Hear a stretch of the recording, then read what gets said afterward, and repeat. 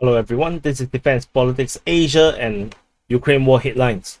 NATO chief, Mr. Jens Stoltenberg, who is the Secretary General of NATO, says that the delivery of F-16 to Ukraine is not confirmed.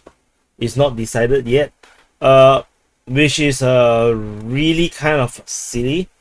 So he said that in a joint conference, joint news conference with the Latvian PM, he says that uh, NATO is already making important steps. They say that by training the pilots, they are already making important steps in strengthening and stepping up the support for Ukraine.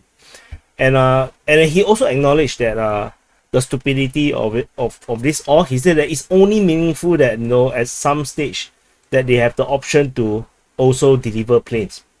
So but what will happen when that will happen and how and so on remains to be decided. So it makes it very interesting, which means that they are not really making a division, but more like they are making whatever division they can make, and in the hope that it will reach that destination. And or they are just smoking all of us. They're just throwing a smoke bomb, a smoke grenade, and hope that we do not know or don't understand what the hell is happening. Clearly, if you're going to train the pilots, they already have decided to give them the F-16. So all this is just mumbo jumbo. And in Georgia, the Georgian Prime Minister reiterated that they will not apply sanctions on Russia. So this guy, who is Irakli Karibashvili,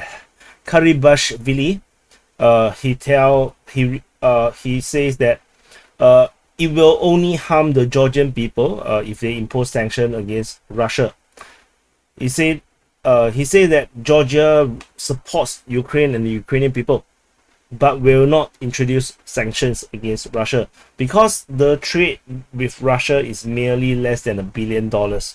And in comparison, the European Union trades with Russia in 4 days what the Georgian state, that's the wrong way to put it, what the Georgia nation trades in the entire year. So the entire amount that Georgia trades with Russia in the entire year is covered in just 4 days by the European Union.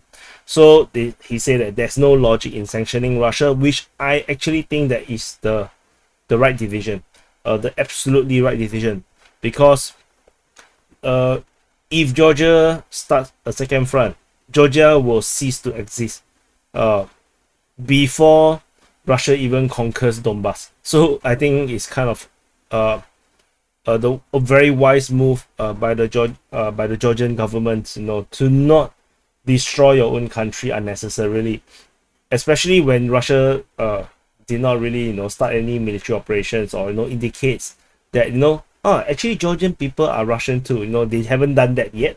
So that's good.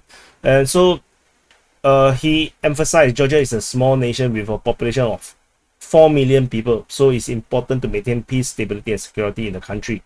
His duty is to protect the people's interests, so which is very good.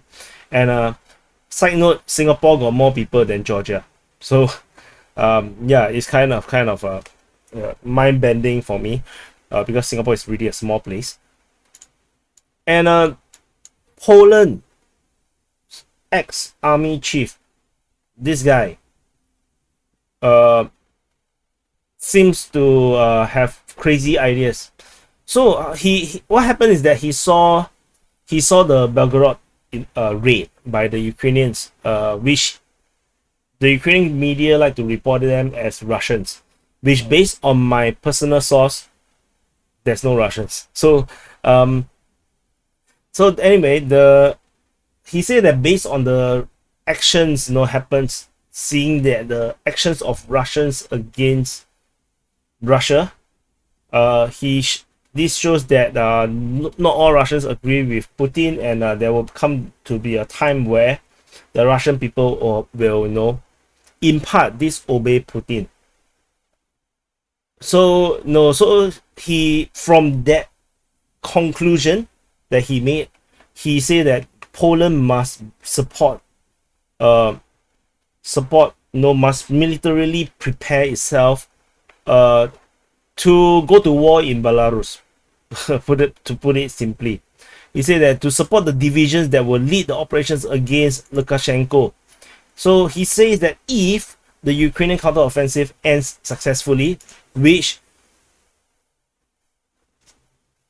I doubt will happen, the Belarusian that were part of the Ukrainian military currently will not hand over their weapons, but they will actually carry the weapons to Belarus.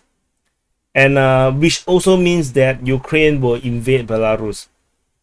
And he hoped this cause an insurrection that Lukashenko is afraid of.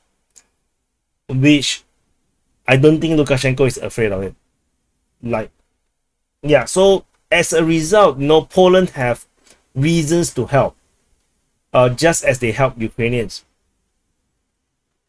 Secretly, he's trying to tell you that there's ancient Polish land in Ukraine, and then there's ancient Polish land in Belarus.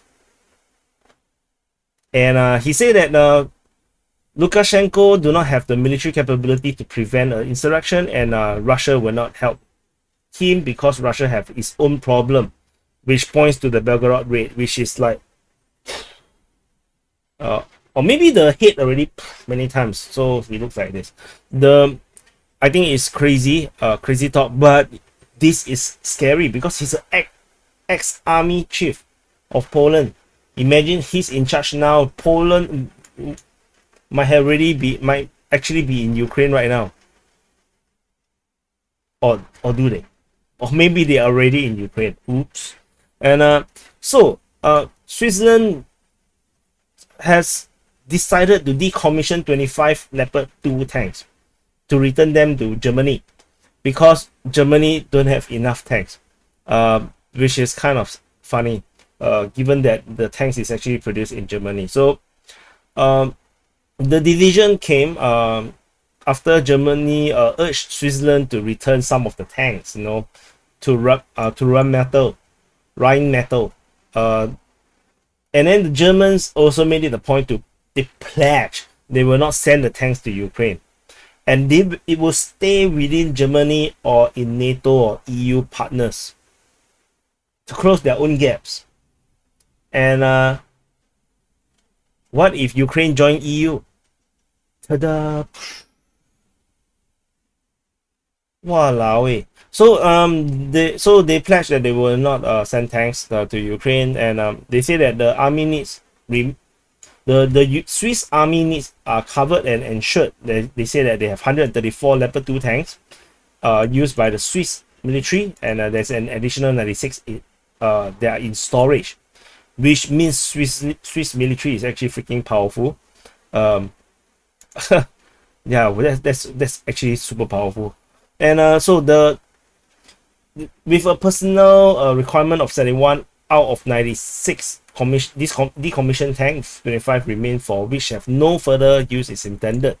So basically they have some extras, and they decided to it can be decommissioned and sold without affecting the Swiss self-sufficiency. So the division will be decided by the Swiss parliament, and I think it's not a bit weird because if taking away 25 doesn't affect your national security, why do you buy them at the first place? Yeah, but it's still a lot of tanks. It's way more tanks. I think Switzerland can actually conquer Germany if they try. But anyway, yeah. So anyway, these are the headlines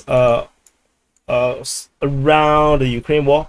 And do press the like button, subscribe, and yeah, share it, and I'll see you in the next update.